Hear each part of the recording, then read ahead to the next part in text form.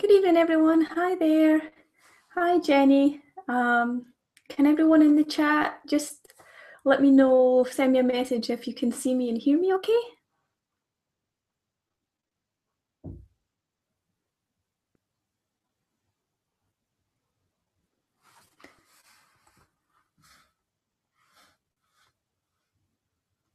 Hi there.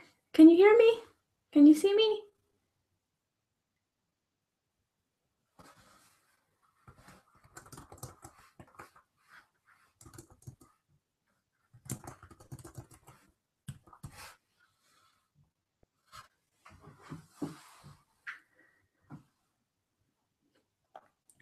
We're just about 5 minutes to go before I'm going to start the presentation. I just want everyone to just send me a quick message in the chat box below. It should be down here. And let me know if you can hear me and see me, okay?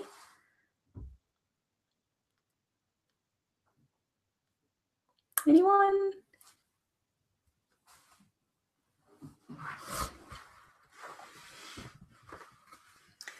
I see we have 2 viewers who haven't seen him with the name. If you want to pop your name in the little chat box so I can say hi, that would be great. I see we have Jenny here. So hi, Jenny. Thanks for joining us tonight.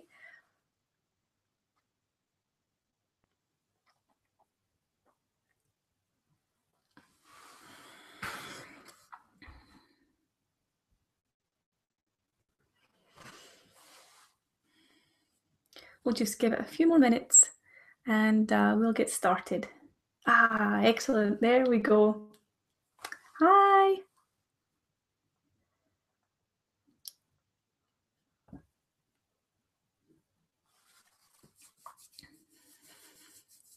This is quite exciting. This is the first time I've actually used the Google Hangouts and the Lead Pages facility to host a webinar. So fingers crossed everything goes well and there aren't too many disasters today.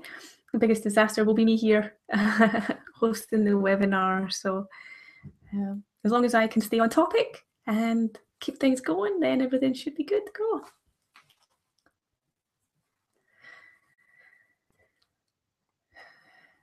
This daylight savings thing happening in the US has caused me no end of problems setting up this webinar, especially with Gillian, my business partner, being on the wrong side of the time change. So we keep getting our wires crossed as to actually what time it is. But everything's sorted now. The email letting everyone know where to come to see the webinar tonight went out just a little bit later than I had anticipated, but hopefully everyone has it now and they'll be joining us pretty soon.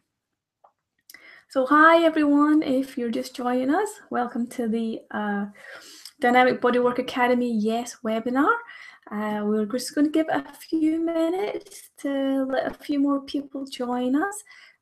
So if you want to just pop your name in the little chat box that's down here and say hi, let me know where you're signed in from today so I can say hello.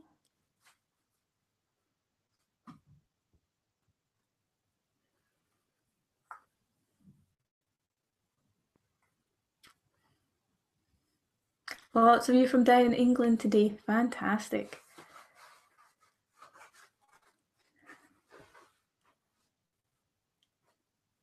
Excellent.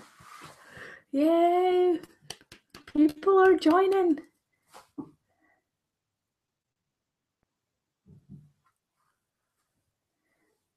Excellent. So I've got 8:29. I'm just going to go 1 or 2 minutes over before I get started, just in case any stragglers are joining in, and then we'll get going. I feel like this is where I should be doing a little dance just to entertain you while we're waiting. I'm definitely not going to sing for you guys because I'm a terrible singer. You really don't want to hear that, trust me. Or I'll gladly make fun of myself and dance away while we wait on everybody joining. Shake my maracas. See, this is why I'm a massage therapist and not a performer. I'm absolutely terrible on screen and performing for people.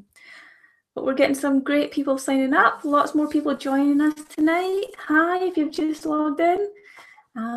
Welcome to the Yes webinar.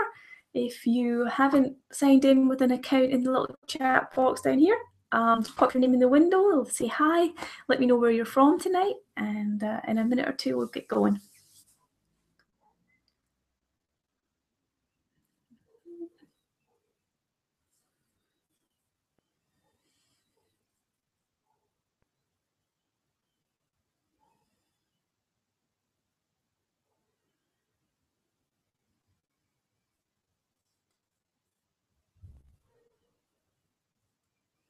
I think I need to get something up here behind me so that the wall isn't as boring as it looks at the moment. I did try and put a roll-up banner so that we had our logo and stuff here at the side, but it just didn't work out. It was too tall. So we just have to deal with the blank space for now. Maybe I can edit in something funny. Maybe I can hold something funny when I release the replay later on. All right, 8:31. Let's just let it hit 8:32 and then we'll get going, guys. Just a few more minutes, I promise. I won't bore you much more.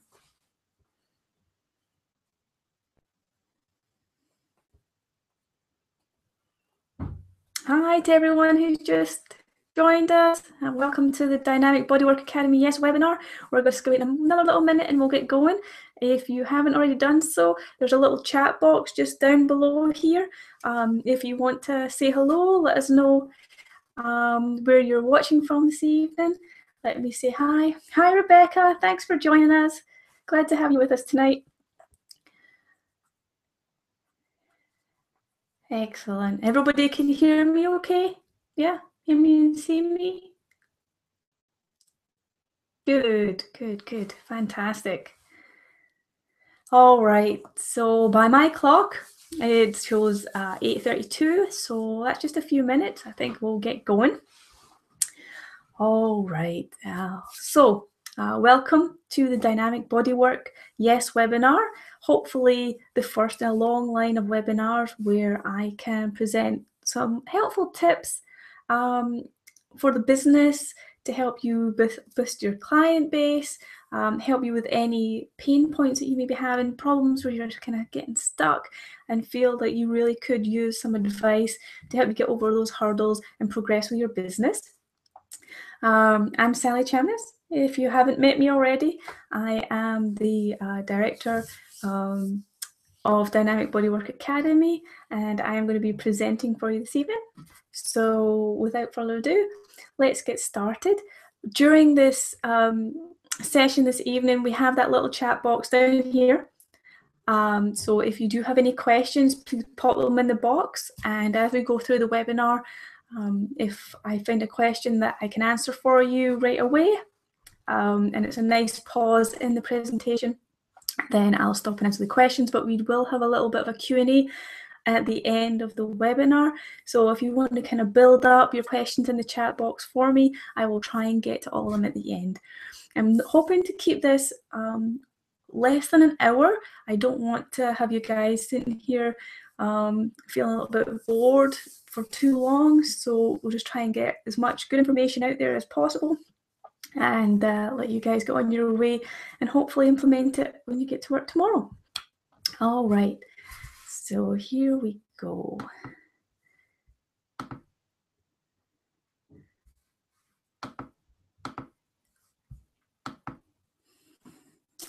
Okay, so this is a Dynamic Bodywork Academy Yes webinar, how to get clients to say yes every single time. Now, obviously I say every single time, but you may not get a yes every time you use these techniques, but you're going to get close to as many clients saying yes as possible. Sometimes there are just those clients that no matter what, they're just not interested, and that's okay. Just the same as there are lots of different types of therapists out there, there are lots of different types of clients. So no matter what type of industry you're in, your ideal client isn't always going to be the person who walks through your door, and that's okay. As long as you know who your ideal client is and you use these techniques to help connect with them and keep them coming back each and every time. So who am I? Other than the crazy lady who was doing some dancing earlier. As I say, my name is Sally. Originally born and bred up here in Scotland, and in my late teens decided that there was a big bad world out there with so much more to offer. So I hopped on a plane and ended up finding myself in America, and realized that, hey, you know, as a teenager, this is the land of opportunity. And after a few months there, decided I was going to lay down some roots and give it a go and try and stay there. So I found myself a nice job in the IT industry, which was where I originally started.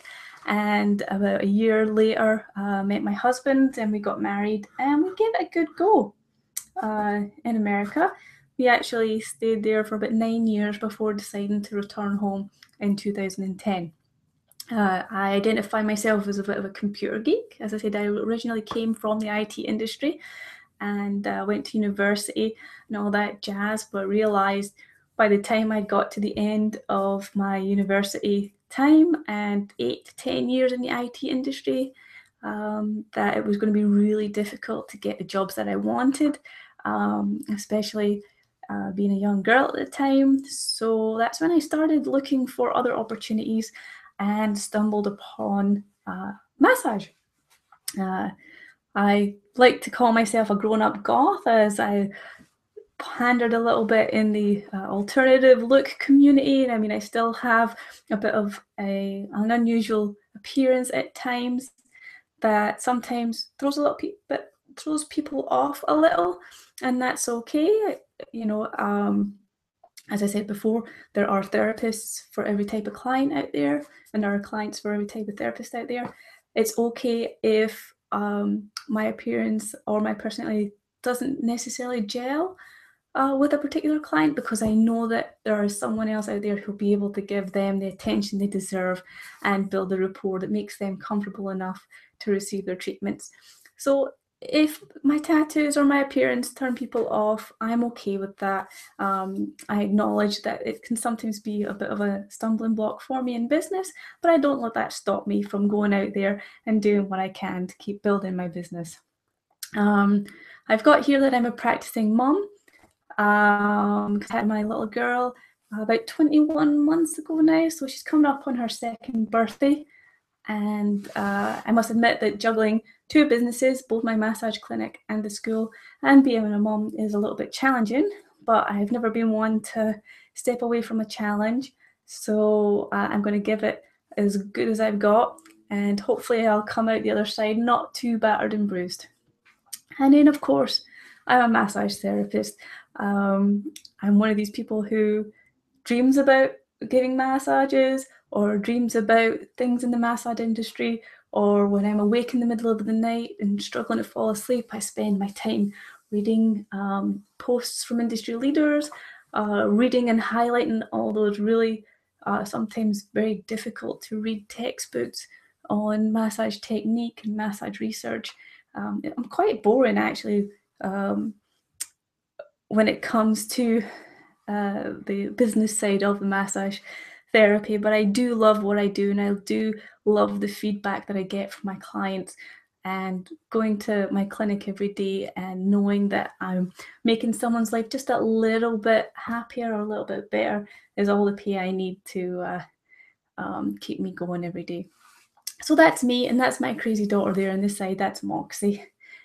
Just a quick hi to Rebecca and Jenny. Thanks for joining us, ladies. Okay. So what are we going to learn on the webinar tonight? The first thing I'm going to talk about is why it's so hard sometimes for us to ask for that sale. At the end of the day, we are trying to get a sale, and as much as we like to say that we're not in it for the money, the sale and the money at the end of the day is what keeps our doors open. So it has to be done. It's a necessary evil. So we'll chat a little bit about why we find that, especially in our industry, such a difficult task at times. We're going to talk a little bit about social engineering, and this lets me play a little on my IT background and share a little bit about what social engineering is, how it is generally used in the big bad world, and how we can use those techniques for good in our own practices and our own businesses. Excellent. Hi, Leanne. Thanks for joining me. Hi, Steve. All right, guys. Sorry about that. Okay. So let's hopefully pop back to the screen share and just give me a shout out in the chat box if it disappears again. Hopefully not. Fingers crossed. I hope it doesn't. But if it does, just give me a quick shout, okay? All right. So let me see.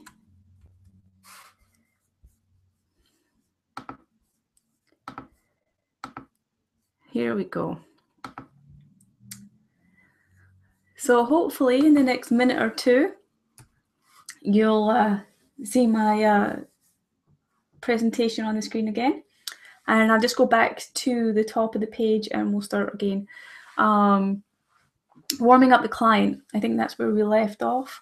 So we're going to talk about how you can use some questions and use some kind of conversational techniques to prepare the client for you getting to that point of asking for the sale or asking for them to reschedule with you. Then following that, we're going to talk about the principles of persuasion. And that's really 6 principles that were laid out where I was introduced to the idea of asking for a little yes that was going to make sure that when we got to the big question, which the big question is obviously going to be getting your client to say yes to scheduling another appointment, that's where these principles were introduced, to principles of persuasion. So this is just one of the principles of persuasion that we're going to look at today. And following this webinar, you're actually going to get a little email from me which lists each of the 6 principles of persuasion and an example of how you can apply those to your clinic. Okay. And then we're going to talk about asking for that booking without appearing pushy, and then getting the client to ask for the appointment first. I think what I'm going to do, guys, is I am going to flip it back to my ugly mug. So you just see me on the screen. So let me stop the screen sharing. And then you guys just give me a holler if you can see me again. So let's have a wee look. Oh, the joys of technology. See, this is where I should have learned how to sing, because that way I could keep. Well, this stopped working. Let me see. DBA. Yes. Webinar.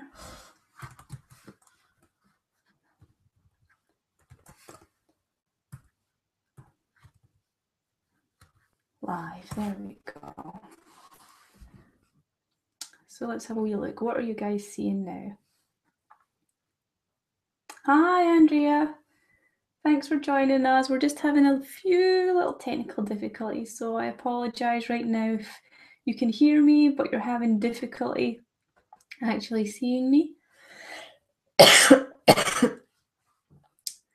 Okay, I'm just doing a little bit of a refresh here, folks.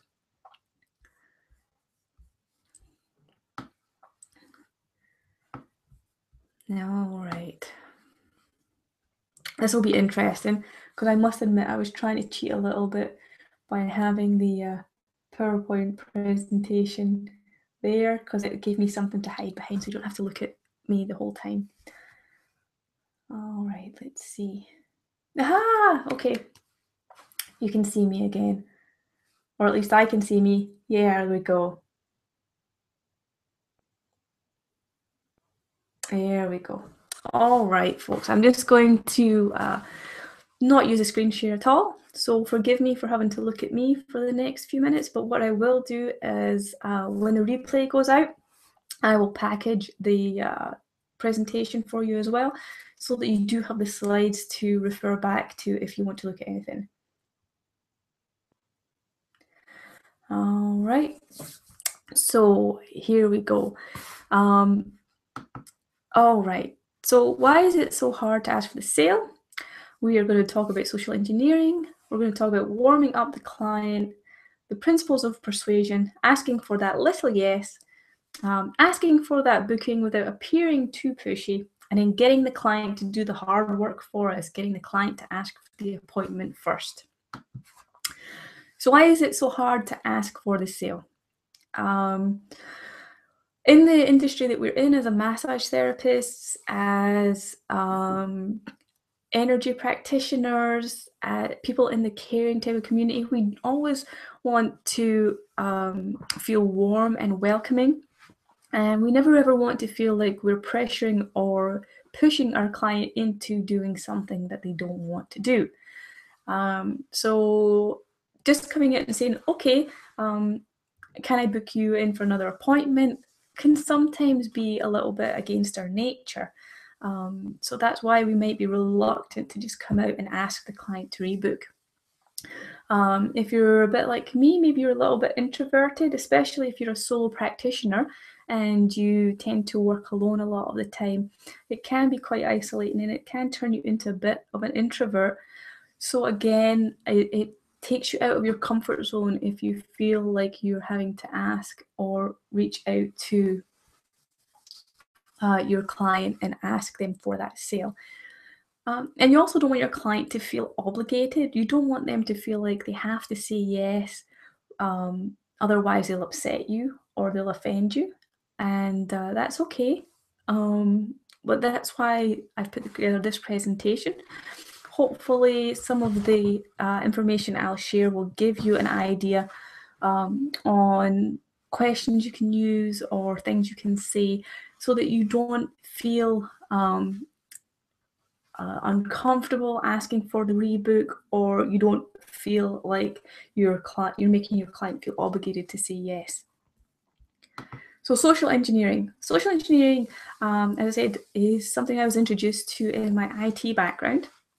And many years ago, what would happen in the social engineering world is people who were trying to do bad things would call someone up on the phone and get some information from them, and use that information to access security systems, access banking. Here in the UK recently, Watchdog has been doing a lot of coverage about these phone banking scams, where they will call you and tell you that your bank card information has been stolen, and they need to hang up and call their bank right away. And then the people on the other end of the line haven't hung up, so they're still on the line. They pretend to be your bank so that they can get your bank details and use that for ill-gotten gains. So that's where the social engineering aspect or idea kind of began, but we can use that for good. Social engineering can be used to help build rapport and trust with our client. We can use it to gather some information, and we can also use it to trigger clients' curiosity. Normally this is through creating ideas or just sharing stories with our clients, obviously, hopefully in relation to the reason why they're there for their treatment, whether this is discussing the origins of a treatment style or the impact that a treatment could have on a specific condition. This is ways of socially engineering our clients to feel comfortable around us and to kind of let their guard down a little bit. As I said, this is not to be used for ill-gotten gain. It's not to be used in a bad way. This is all good things, because it's building that relationship with our client. Again, it's that know, like, and trust factor.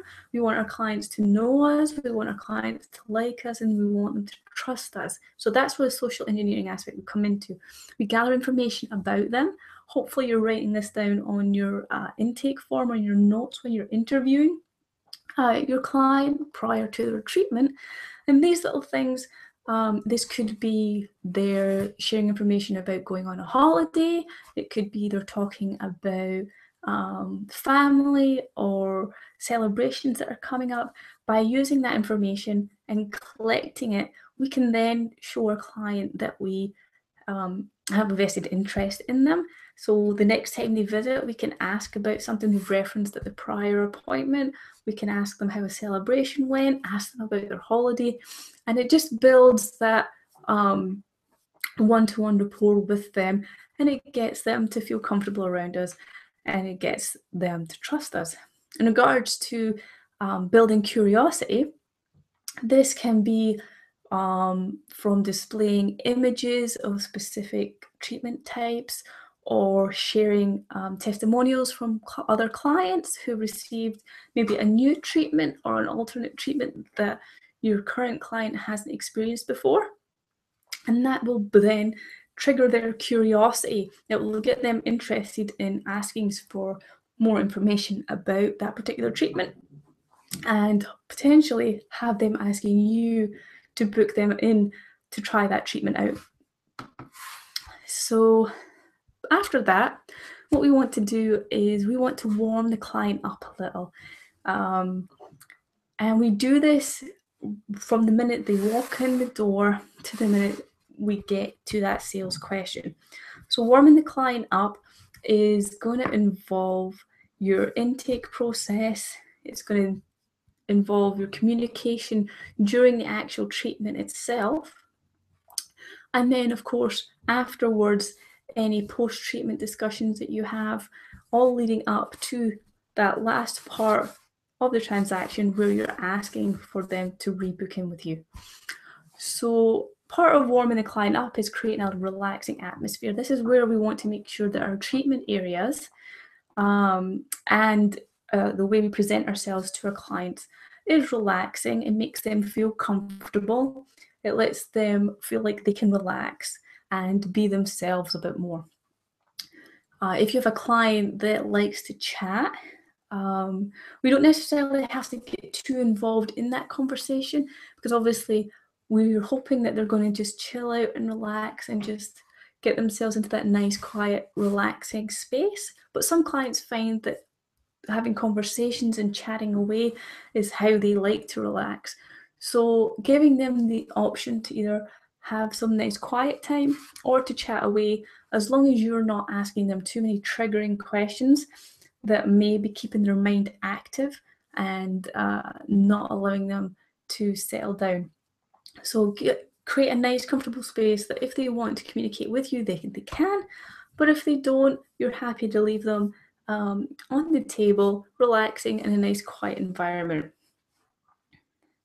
The next part of warming the client up and preparing for that final ask is to flip any negative statements into a positive. The reason I say this is because as we move on and we talk about getting those little yeses, yes is a positive word, and we want to keep our clients in a positive frame of mind to encourage a yes, to encourage those positive responses from them.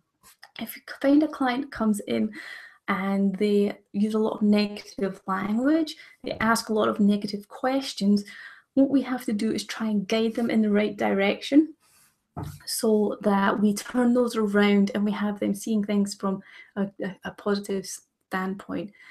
In the massage world, normally those questions would be things like, how bad is my back?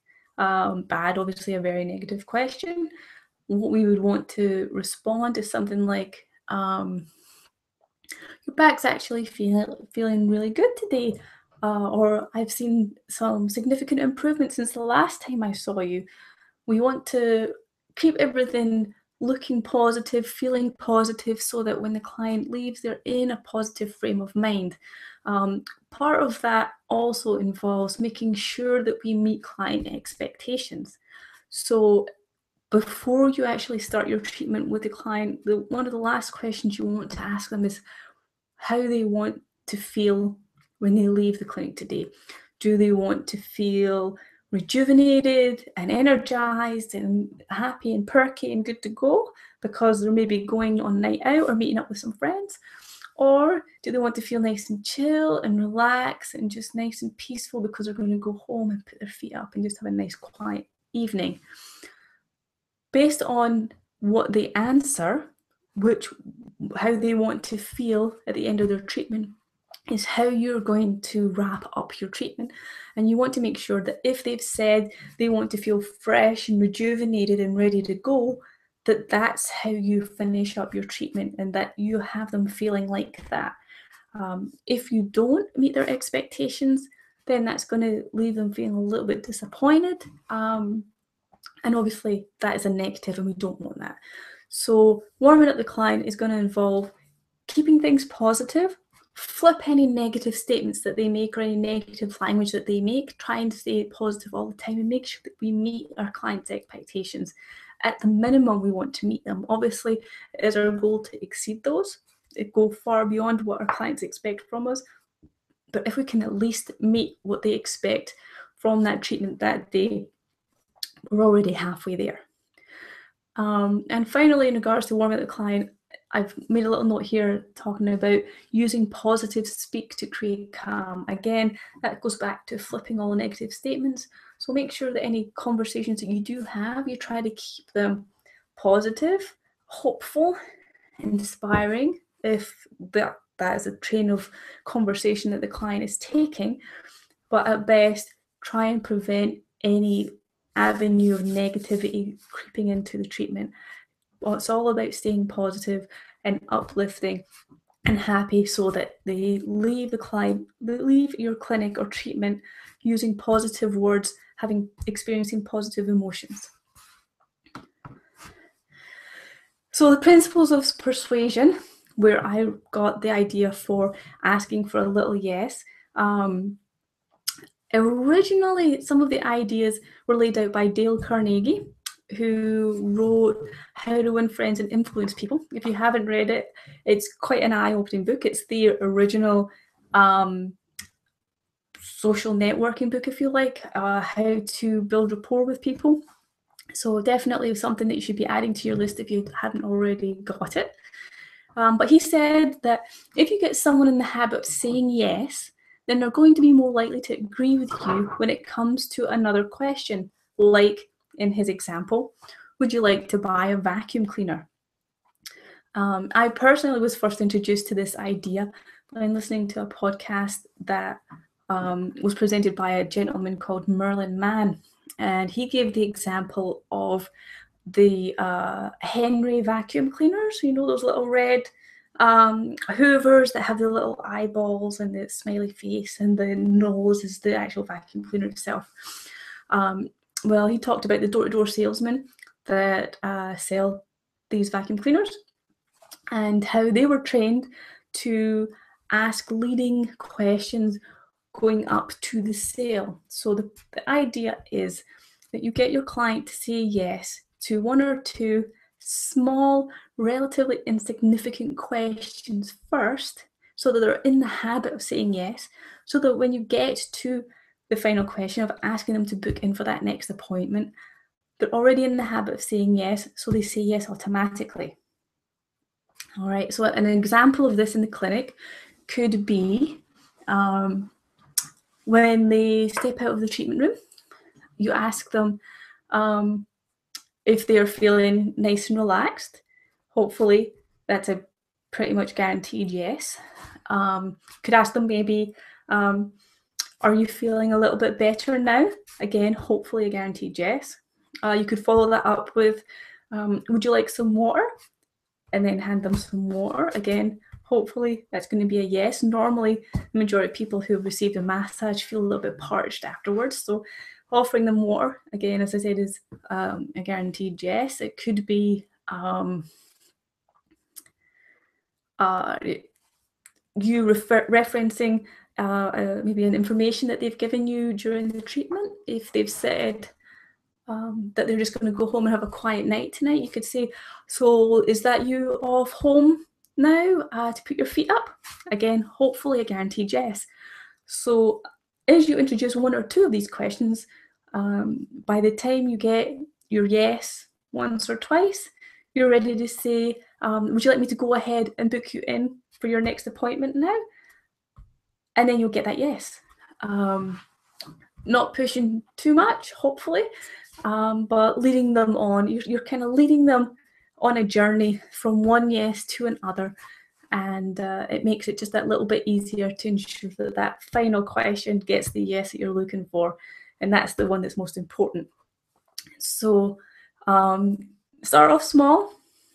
Try and get 1 or 2 yeses. You don't want to bombard them with 1,000,001 questions, but 2 or 3 are normally pretty good to lead up to that final question about booking in.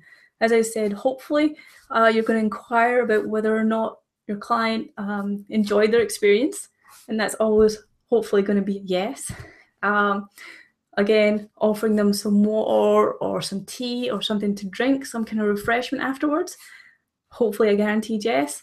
And then either then move in with the sale question, or at that point maybe reference something that they've said prior to the treatment or during the treatment in regards to what they're going to do the rest of the day, that afternoon or that evening, and you're just confirming something they've already told you, and that should already be an automatic yes.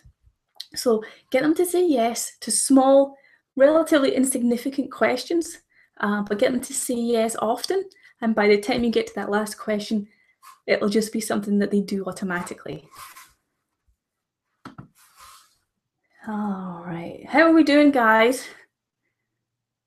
Everybody still see me and hear me okay?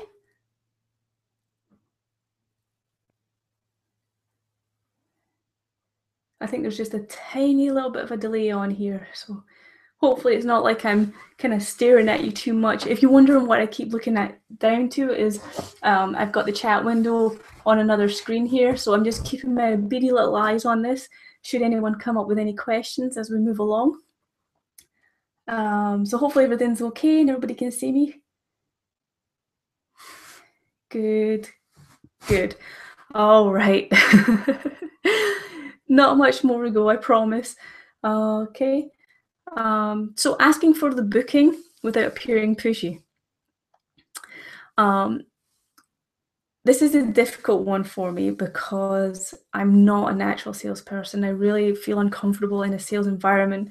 But someone did say yesterday that if you aren't comfortable asking for the sale, then you shouldn't be in business, because that's what business is all about, is asking for the sale. And you know what? They're absolutely right. So it's just something that I have to get over, and hopefully over time it gets easier. So we just have to practice these ideas over and over again, and the more we practice it, the easier they become. So we have to ask for the booking in a way that doesn't feel like it's of utmost importance, like it's of urgency, even if it is really important to you that you get that booking. If you have client numbers that you want to reach, or you really would just like to have that client rebook, you have to ask them in a way that they don't feel as if your next paycheck relies on their appointment, because that's a lot of stress for a client to feel. So this could be leaving it open to them, not necessarily saying, you know, well, let's book you in for your next appointment. You could address it in a way where you are reaching out and saying, well, why don't you give it a couple of days? Let's see how you react to the treatment you've received today. Normally 48 hours, 72 hours, you can actually get a good idea of how well your body's going to respond. And at that time, if you feel like there has been a benefit to the treatment, if you're feeling a bit better and you think that the massage has helped, you can give me a call back, and we'll get you booked in, or send me an email. Or we can go ahead if you want, and we can book you in for another appointment just now, maybe for 2 to 3 weeks down the line. And normally leaving it like that, so it sounds like the decision is in their hands. They don't necessarily have to book there and then. They have the option to go away and think about it. It makes them feel more comfortable, because you've showed them that you're not going to be pushing sales. You're not going to sign them into, well, you must book in for a 6 to 10 week treatment block where I'm coming to the clinic every 2 weeks, whether I like it or not. You've giving them the control. They have the option to say, yes, let's book me in, or you know what, I'm going to take a few days and see how I feel. So giving them the control, making them feel like the power is in their hands, makes it easier for them to say, you know what, I trust these people. They haven't tried to force me into anything I don't want to do. I'm going to go ahead and book with them anyway. Obviously, that's not always the case, but I find that 9 times out of 10, this is one of the best approaches to use when you don't want to feel pushy and you want to try and encourage them to make that decision for themselves. So following on from a current conversation, and ask although it was the client's idea. So what I mean by this is if a client is asking you questions about how they're feeling after a treatment, so this could be them saying, oh, you know what, I am feeling like my shoulders got a bit more movement in there. I feel like my neck has got a bit more movement. I can see better, or I can turn my head better. You can follow it up with saying, you know, that's really great. I'm glad that you've experienced some benefits straight away. But you might find in a day or two the stiffness might come back. If that's the case, we can maybe get you in for another appointment, or you know, why don't we book you in for next week to make sure that it stays like this, to make sure that you've still got that range of motion or that movement, so that we can make sure that that continues and that the problem doesn't come back. So you're kind of giving the client this impression that they've suggested that they might want to book in for another appointment because they're talking about the benefits that they're already experiencing from the treatment. So it takes a lot of practice to pick up on the conversational cues that you have with your client, but paying extra attention to the things that they say, not necessarily just about the issues that they're looking to have addressed from their treatments, but paying attention to the small details in regards to either future things that they have coming up, especially, for example, if you have a client who likes to participate in a lot of fitness events, 5Ks, 10Ks, marathons, half marathons, things like that. If they're doing a lot of training and they're doing a lot of push on their body, you can maybe use discussion about future events to suggest to the client that they schedule another appointment to make sure that they're ready for those events. I have a client who likes to participate in a lot of these novelty races. I say novelty, they're quite hard, like the Tough Mudder. We have one here in. Am I back? Am I back?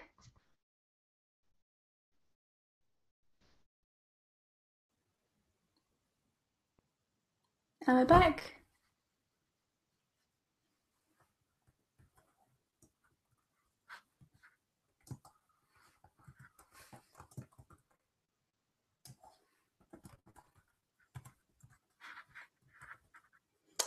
I think this is going to go down as one of the worst webinars ever. But you know what? It's the first one. It's a learning experience. The good thing is I can chop and change everything and kind of stitch it all together for you, so it's not as horrible as it probably seems to me at the moment.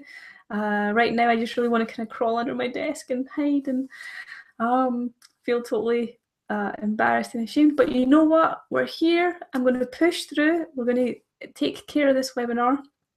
And let's see if I can try and pick up where I think we might have left off.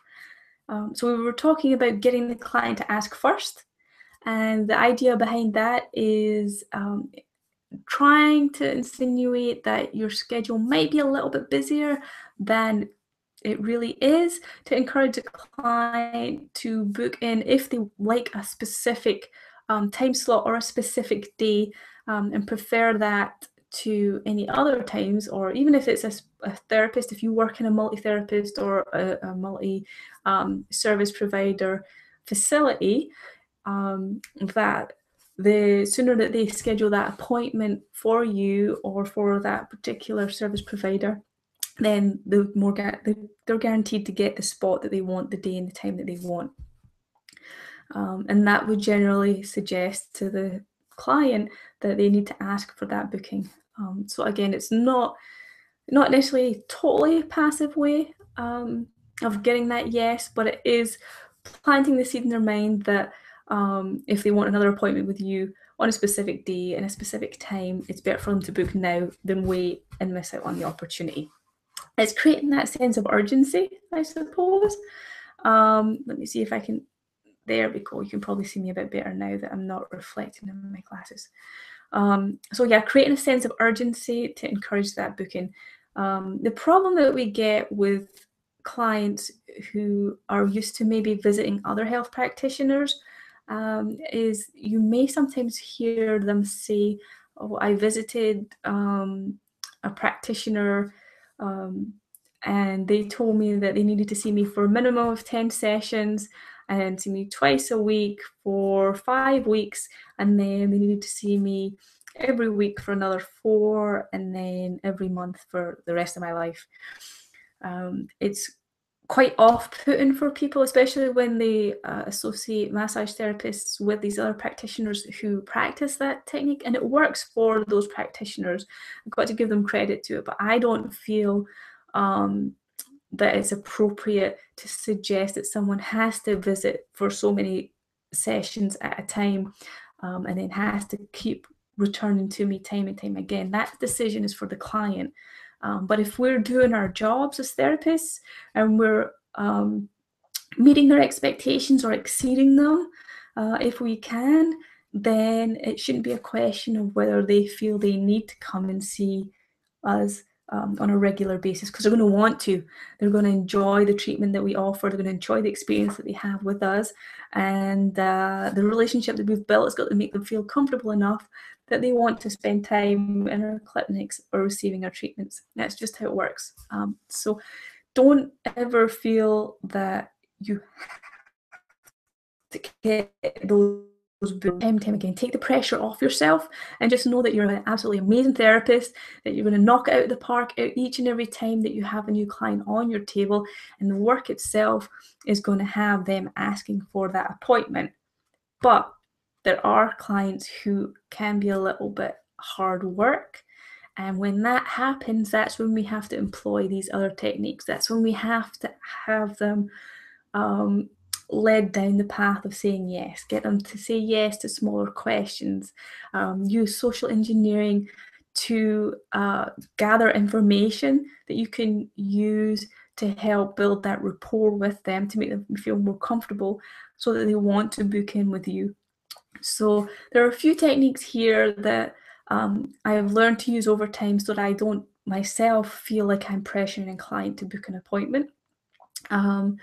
If you do find that you're still struggling with that and you have a few examples or scenarios that you'd like me to talk you through, if you could either pop them in the chat window now. We're going to have a little bit of a question and answer session now.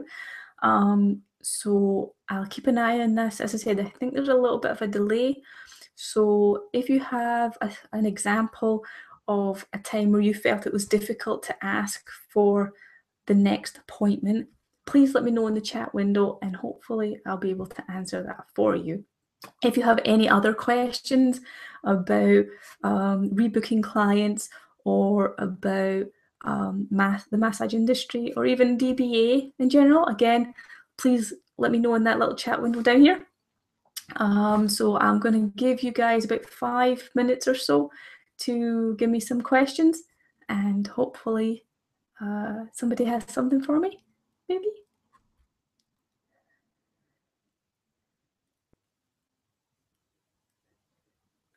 I am so glad, by the way, that I can edit this video once it goes up, because this automatically records, and it will have recorded the times where there has been a blackout on the screen or being a backup in the audio. And what I'll do after this evening is I will splice it all together and hopefully get it in a nice smaller window so that you can come back and refer back to it and get any of the information that you might have missed. Again, I apologize. It's the first webinar I've done. I'm far from perfect, so I'm actually glad that most of you have stuck with me as long as you have. So for that, thank you so much. And I promise that the next time we'll make sure that all these little technical difficulties have been ironed out, and you'll have a better experience. Okay, so it looks like nobody has any questions for me. If you do have questions for me and you're just being a little bit shy, that's okay. That's not a problem. What to do is send me an email. You can email me directly, sally@dynamicbodywork.co.uk. If you are interested in any of our courses, our build per location with our new tutor Jeannie, all those dates for this year have gone live. So you can check out the dates for those courses, which starts with our Chinese cupping course. So if you've been waiting to take part in the certificate in Chinese cupping, make sure you book on that. Otherwise, thank you guys for your time. As I said, any questions, if there's anything I can help you with offline, please send me an email. Please hit me up on Facebook.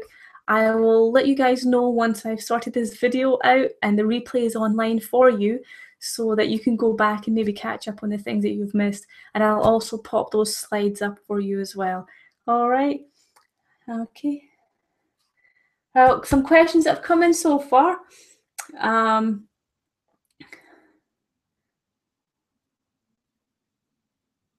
Okay, Andrea, thank you very much for these tips. I'm trying to work as a mobile massage therapist as a part-time job. Okay, working as a mobile therapist, it can be a little bit more difficult, especially based on your geolocation. But maybe what we can do is have a look at building your credibility with people. Not credibility is not the right word, but building your visibility in your area, stepping out and making contact with maybe other people that you can create a joint venture with. When I first started, one of the good things was working with a local gym to offer subsidized treatments to their members. So whenever a new member signed up, they received a gift voucher where they could come in for some trial treatments, or where they could call me and get some trial treatments from me to help get my name out there and get people used to receiving treatments from me. Well, one of the things that I do like to try and stress is to be careful about offering discounts and dropping prices, because then you're lowering your value. We know you're worth far more than you're charging at the moment, so to lower that any more is going to start building resentment, and you really don't want to start resenting the work that you do because you love it. I mean, the reason you're a massage therapist is because you really enjoy getting out there and working with people and doing that work. And you don't want to start resenting that because you don't feel like you're making or charging what you think that you're worth. So please, if possible, try and avoid dropping those prices. What you want to look at is adding value to your existing services. So as a mobile therapist, what could that be? It could be that maybe you are able to get some little type of gift, be a scented candle or something that you could use during your treatment to help build atmosphere, or just something that's going to make you stick with your clients, make you stay in their memory and stick in their minds. I'll have a think about it, Andrea, but what to do, darling, is drop me a little email and we'll take this discussion offline, and I'll see if I can help you come up with some things to help build that client base without having to drop your prices too much, okay? Okay, what else have we got?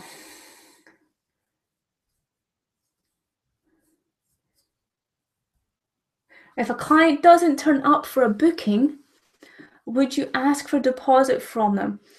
All right, Jenny. If it's a new client and they've never been to my clinic or received treatment from me before, and they fail to show up for that appointment, I tend to find that the chances of them coming back for another one are pretty slim.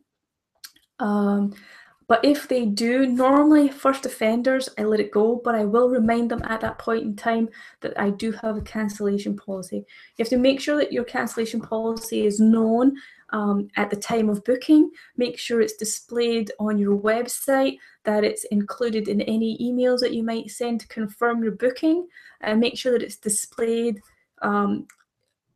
not large and bold and bright, but make sure it's very visible in your clinic or in your treatment setting as well, so that you've done all you can to make them aware that if they fail to show up within a period of time or fail to notify you within a period of time that they're not going to make that appointment, that there would, or I like to phrase it as, there may be a charge, because then it's up to you whether or not you feel you want to charge them for that no-showed appointment. Now, if the client has or was going to use a gift voucher and they no-showed for that appointment, then they would lose, the gift voucher would be gone because they've wasted that time, and you need to recoup that time. If it is a repeat offender and you do still want them as a client, then I would suggest taking a deposit, whether that's even just a small £5–10 deposit via PayPal, or if you have a credit card processing system, what you could do is take their credit card details as a method of securing their appointment, and then if they fail to show, then you would automatically charge their credit card for that missed appointment.